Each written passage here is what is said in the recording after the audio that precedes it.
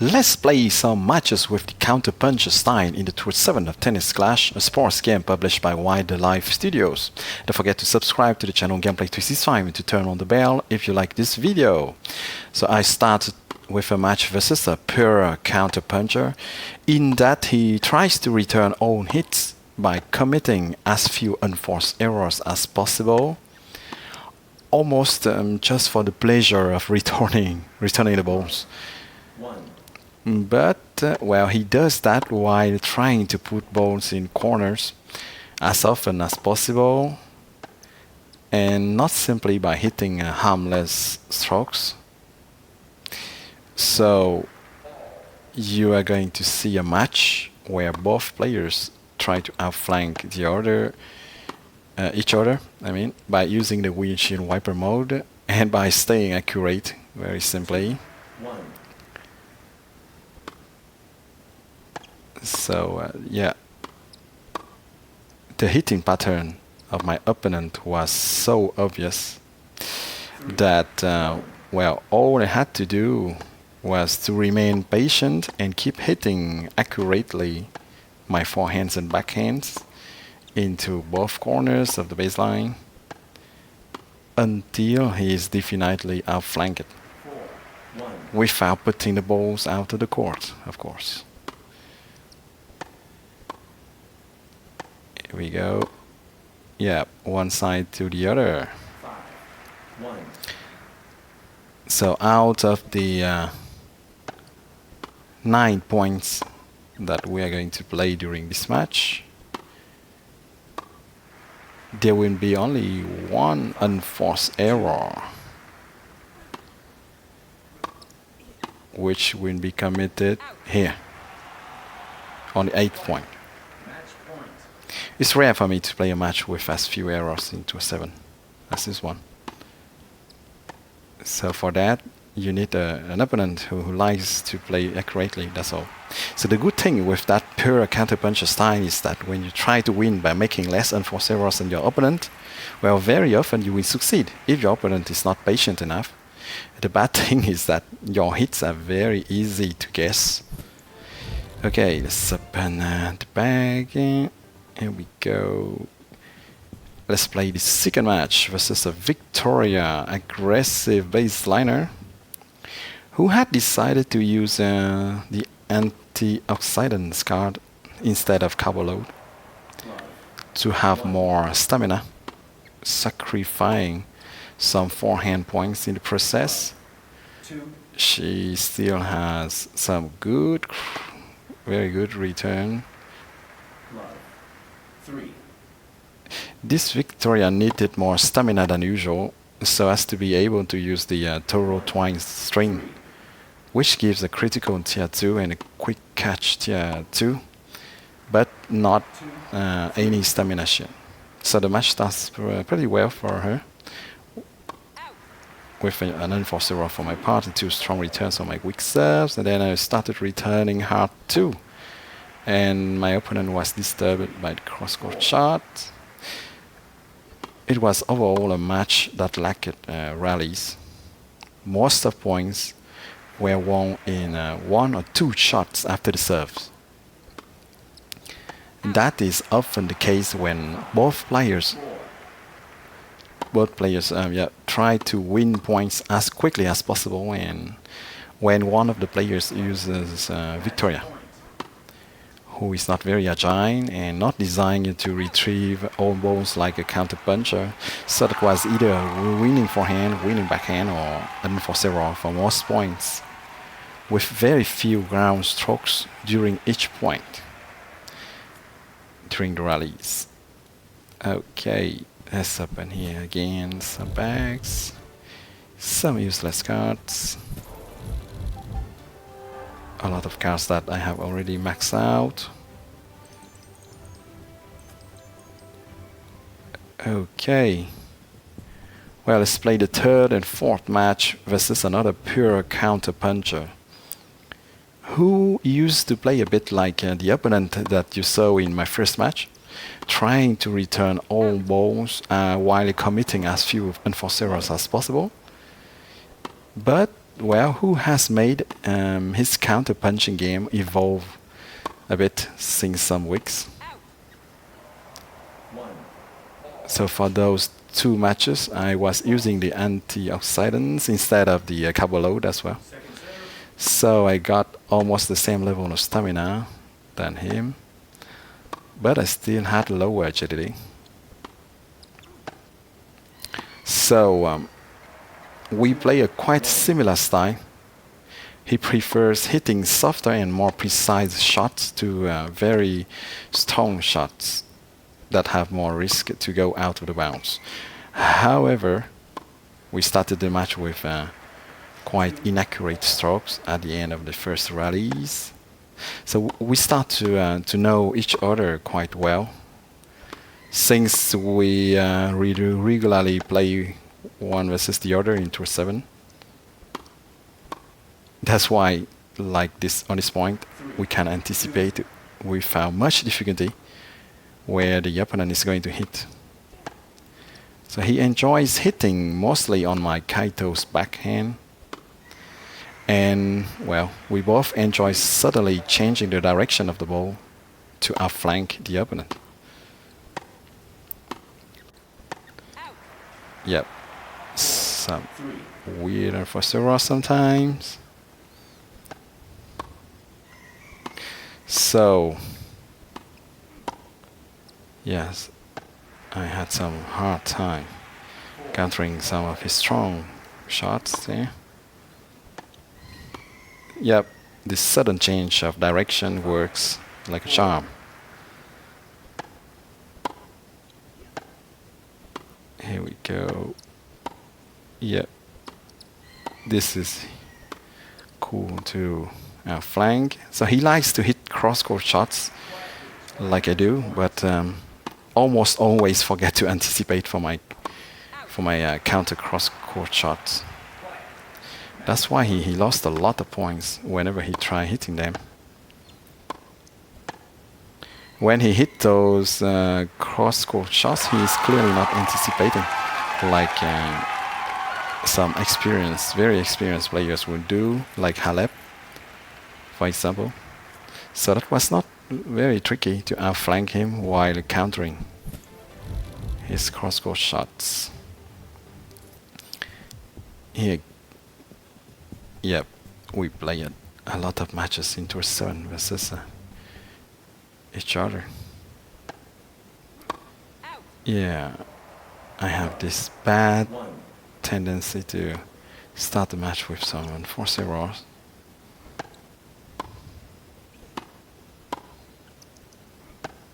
Yep, that's what I said. He's very often he will forget to that I like to counter that way. So yeah, he's very often either outflanked definitely or trying desperately to return a weak return, like here. And then, well, I just had to. And sometimes I try to diversify a bit too much the intensity of my shots that they can catch the net, like what you just saw. But overall, in this second match, we both commit many more unforced errors than during the first one.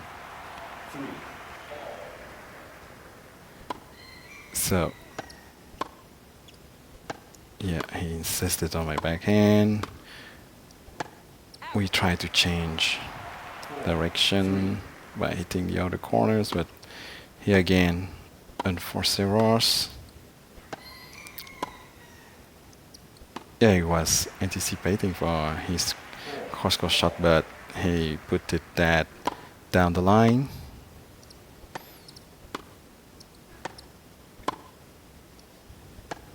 As you can see, a lot of diagonals.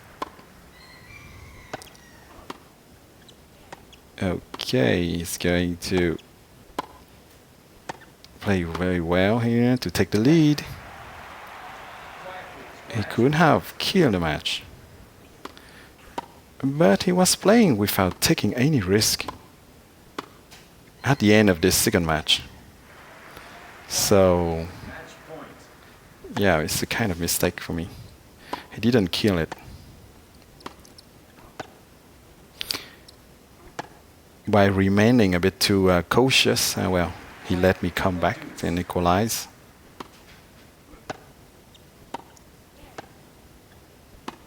Yeah, he was a bit frustrated, I think, not killing the match. And then he started to take some risk again. And that paid, like here.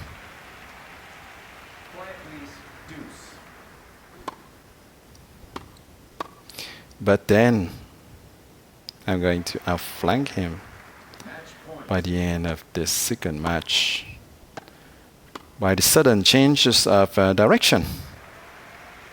That works quite well.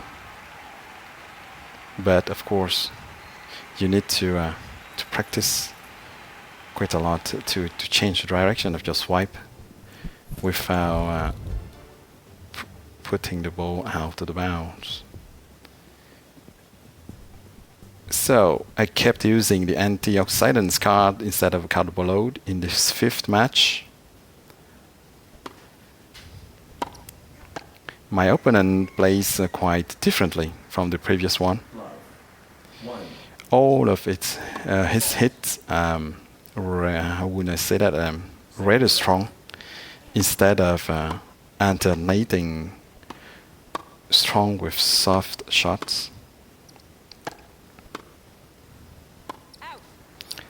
So we both try to hit very long diagonal strokes to outflank each other when it's not about hitting on windshield wiper mode.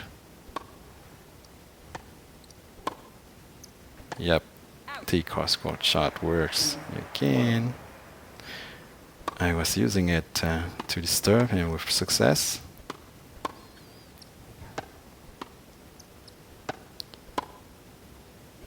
Didn't use it much.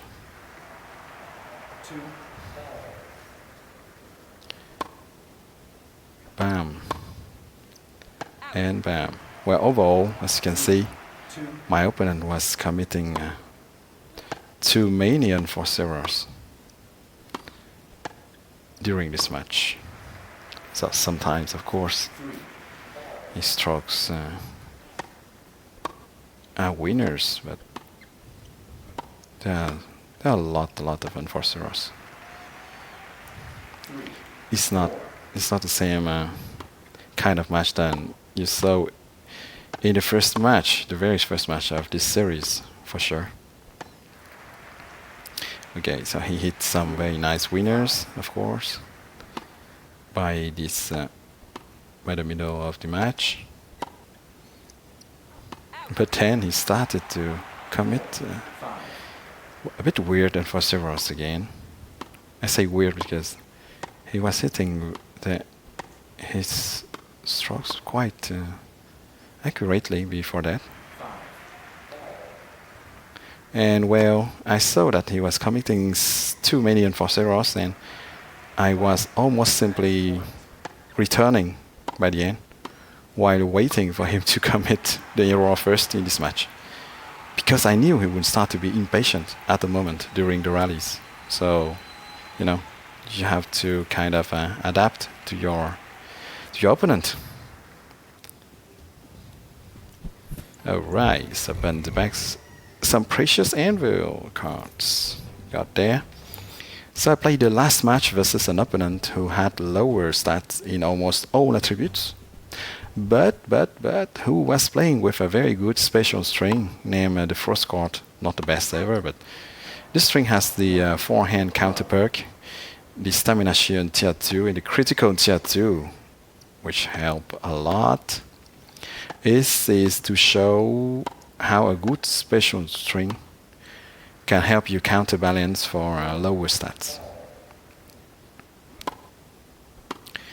So my opponent was hitting very efficiently. Most of his hits at the start of the match, and after that he committed some unforced errors too. So he took advantage of the forehand counter precision activation and the critical hits. 3, 2. So fortunately for me, he was not covering the court very well. Not well enough, like here. So I won some points just by taking advantage of that.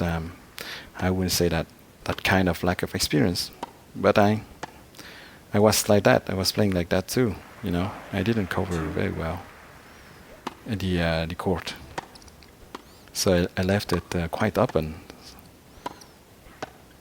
when I started playing in tour 7. So here there was nothing to do against this critical hit. So he hit some very nice critical winners to equalize by the end of the match.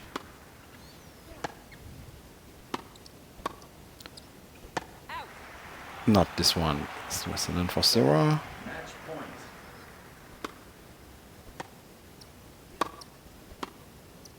But this one, for instance.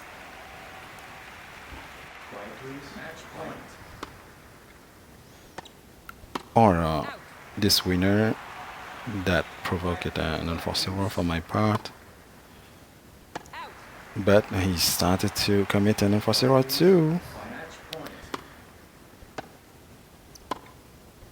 I took advantage of his slightly lower agility to outflank him by the end of the match. That's easier then because his stamina started to be well, lower than during the start of the match, of course. Yep, I committed some bad mistake here.